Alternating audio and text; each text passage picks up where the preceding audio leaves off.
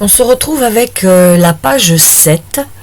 Donc à la fin de la page 7, on passe maintenant à la transition de deux caractères héréditaires qu'on appelle le dihybridisme. Et on va commencer par le dihybridisme avec dominance. Et on va donc avoir des gènes complètement indépendants puisque les gènes liés ne sont pas au programme. Donc on part avec des gènes indépendants, donc sur des chromosomes complètement différents, ce qui simplifie beaucoup les choses. On va prendre l'exemple du lupin. Le lupin qui est une plante, donc avec des graines qui peuvent être jaunes ou blanches et qui peuvent aussi avoir une autre caractéristique, cette fois-ci des gousses qui sont déhiscentes ou indéhiscentes, c'est-à-dire qui s'ouvrent et qui se fendent pour libérer les graines. Bon, c'est des petits détails anatomiques. Donc voilà. Donc l'expérience croise donc un lupin jaune avec des gousses déhiscentes et un lupin blanc avec des gousses indéhiscentes. Dès la première expérience, on vous dit que tous les plants de génération F1 sont jaunes et déhiscents. Donc du coup, on sait automatiquement qu'ils sont dominants et donc je vais écrire D, grand D pour la gousse déhiscence et grand J pour la couleur jaune, alors que pour le blanc et le indéhiscent, je vais mettre des lettres en minuscules.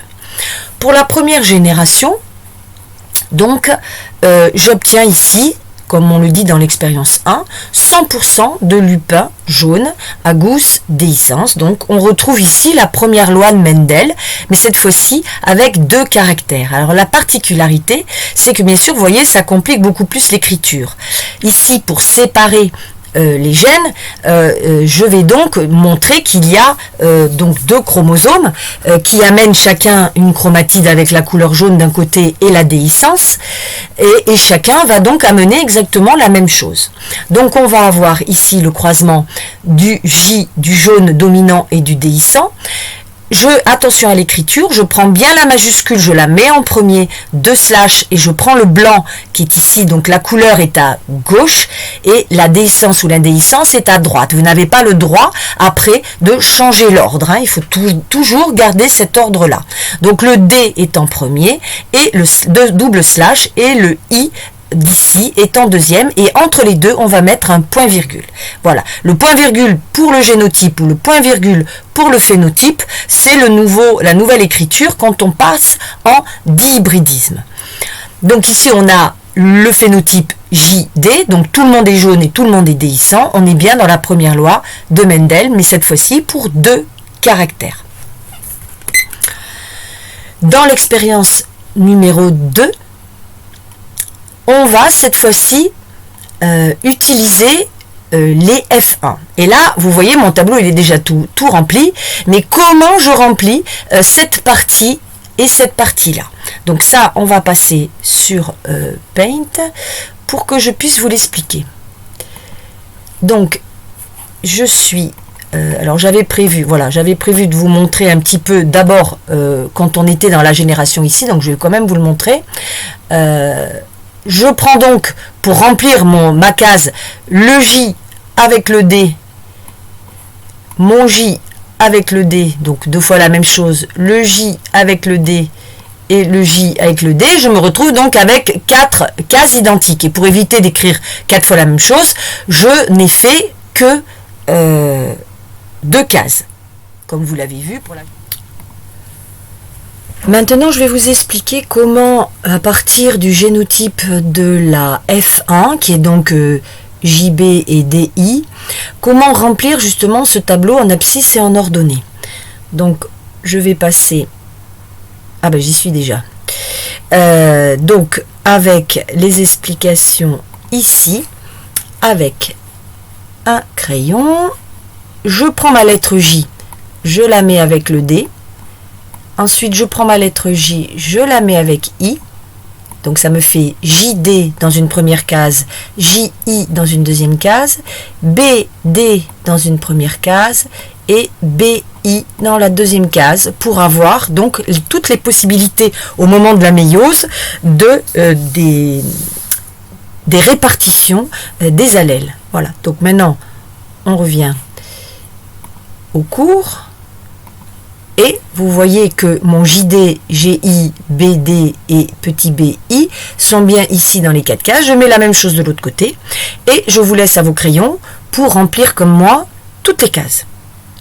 Quand vous aurez rempli toutes les cases, eh bien, vous allez vous rendre compte qu'il y a, alors il y a 16 cases, hein, au cas où vous ne l'auriez pas compté. Donc tout ce que j'ai mis en rouge représente la majorité, c'est-à-dire le phénotype JD, donc 9/16 des résultats ont ce phénotype JD. Par contre, pas le même phénotype, hein, puisque vous voyez que oh, je suis en train de dire des bêtises là. Le 9/16 c'est le même phénotype, donc JD. Par contre, ce n'est pas le même génotype. Vous voyez qu'il y a JD en dominant, les I, vous voyez, il y a plein de petites variantes, mais ce qui est important, c'est surtout le phénotype qui est identique. Ensuite, vous avez les 3 verts, c'est-à-dire les 3/16 des résultats. C'est donc le même phénotype, donc c'est des jaunes indéhiscents. On a ensuite les 3 violets, ici ça fait 3/16, qui sont donc le même phénotype blanc avec gousse déhiscence, et le dernier ici qui est la lignée pure en fin de compte, le blanc est indéhiscent. Voilà, vous avez aux extrémités en fin de compte, ici et ici aux extrémités, les parents en fin de compte. Hein. Donc il n'y a plus beaucoup de parents puisque c'est un 16e, hein, un 16e de l'un, un 16e de l'autre, mais comme il y en a un qui est dominant, ben, il est passé à 9/16 tout simplement. Donc voilà, ces résultats 9/16, 3/16, 3/16 et 1/16, c'est les chiffres que vous devez retenir pour comprendre que c'est une loi donc de Mendel qui est respectée, mais cette fois-ci en dihybridisme, tout simplement. Donc les individus qui ont le même phénotype que l'un de ses parents est appelé individu à phénotype parental, donc les fameux JD, donc les dominants. Et les individus avec un phénotype qui est associé différent les caractères des parents, donc est appelé phénotype recombiné. C'est-à-dire que le dominant avec un non-dominant et ainsi de suite. Donc ces 3 phénotypes-là, on les appelle des phénotypes recombinés. Voilà, on va faire après, la prochaine fois, les exercices, enfin on va voir les documents de la page 14 et de la page 15.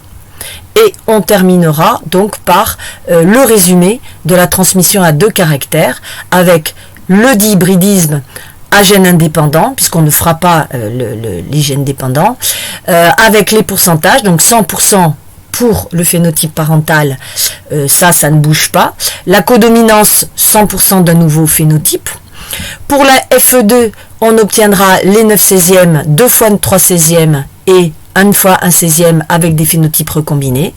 Et les F2 d'allèle codominant, quand on en a, eh bien on aura des multiples de 1/16. C'est très compliqué et ça ne tombera pas de toute façon au bac, donc ne vous en faites pas.